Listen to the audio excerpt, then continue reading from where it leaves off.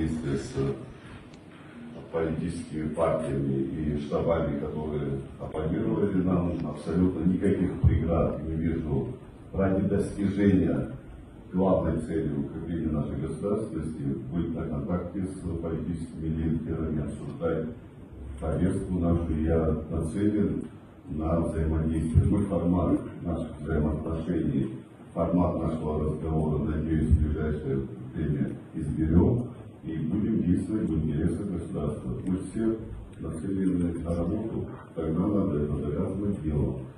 Бывают политические противоречия, пути достижения экономического роста нашей страны, благосостоятельности. Но мы едины в одном: укрепление нашей государственности, суверенитета нашей страны, сохранение всего того, чего достиг наш народ. Это самая главная цель.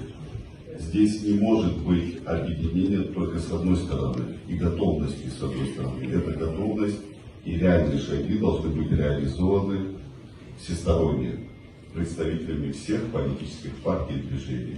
Мы со своей стороны готовы. И второй вопрос, связанный со СМИ.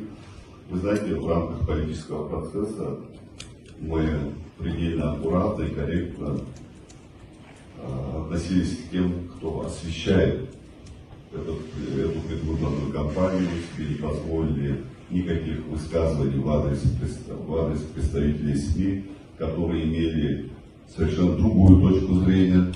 Уважаем подходы, надеемся на корректную работу, на взаимоуважительную.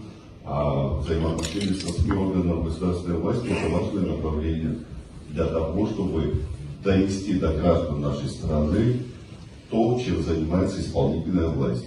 Мы будем стараться